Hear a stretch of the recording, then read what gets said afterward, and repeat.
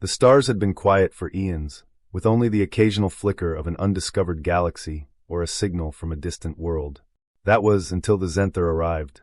They were a fearsome species, an apex predator from a distant star system, known across the galaxy for their ability to hunt and conquer any species unfortunate enough to be on their radar. Their very name was enough to send shivers down the spines of alien species who had crossed their path. The Zenther had slaughtered entire civilizations, left worlds in ruins, and taken no prisoners.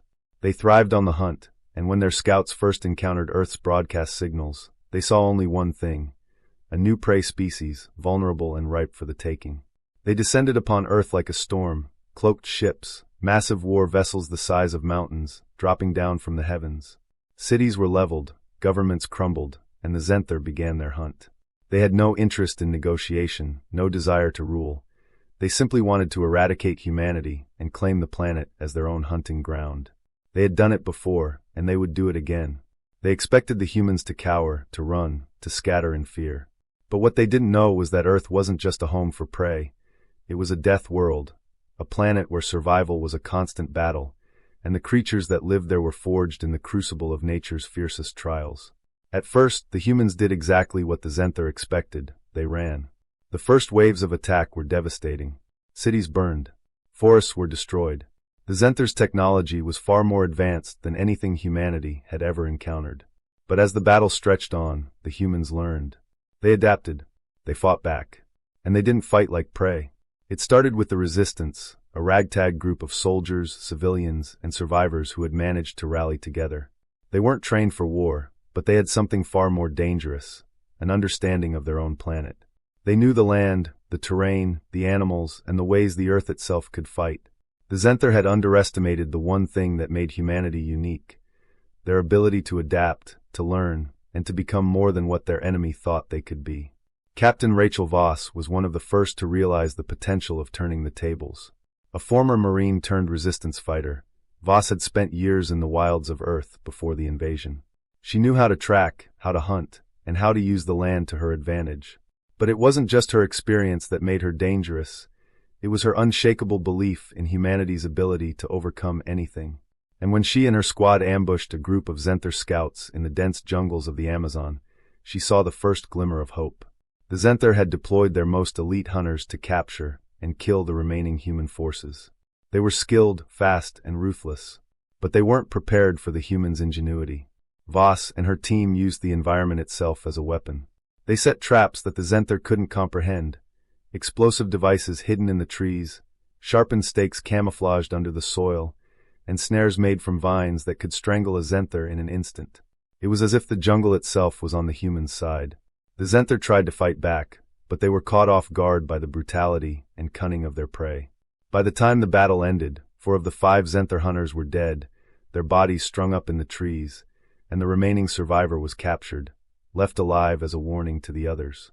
The human resistance had sent a message to the invaders: humans are not your prey. News of the ambush spread like wildfire.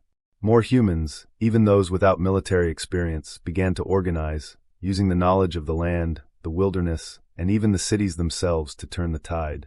Earth's forests, mountains, deserts, and oceans became their battlegrounds, and the Zenther were beginning to realize the mistake they had made by underestimating their prey. The war escalated. No longer were the Zenther hunting humans from their ships. They were now forced to land, to fight on the ground, to face a species that refused to submit. In the heart of Europe, human snipers picked off Zenther from miles away. In the deserts of Africa, traps were set that turned the alien hunters into the hunted. In the oceans, humans used guerrilla tactics on submerged Zenther ships, damaging their vessels and leaving them stranded. Humanity's response was not a single, coordinated effort of strength, but a war of attrition, a battle of endurance. The Zenther had conquered hundreds of worlds, but never had they fought a species that didn't know how to stay down. Every setback was met with new tactics, new methods of survival, and new ways to turn their enemies' strengths against them. The turning point came when the humans launched a daring raid against the Zenther flagship, a massive warship hovering above the Earth's atmosphere. They infiltrated the ship, taking out the command crew with precision strikes, using their knowledge of the ship's inner workings to disable key systems. As the Zenther struggled to maintain control, human forces flooded the ship, overwhelming the aliens and forcing them into retreat. The Zenther, for the first time in their long history, were forced to recognize the humans for what they truly were. Not prey, but predators in their own right. The final battle took place on the plains of the Midwest, where the last remaining Zenther forces gathered in a last-ditch effort to wipe out humanity.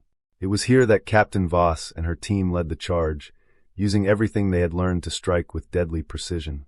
The Zenther, once the galaxy's greatest hunters, now found themselves on the receiving end of a hunt. Humans, armed with weapons of war, knowledge of the terrain, and an unrelenting will to survive, finally drove the invaders from their world. The Zenther never returned. Earth had made its point. The humans had been pushed to the brink, but they had turned the tables and preyed on their predators. The galaxy would now know one truth. Never again would any alien species underestimate humanity. The Earth was no longer a place to be hunted. It was a death world, a world where humanity ruled as hunters, and any who came to take them down would find themselves prey.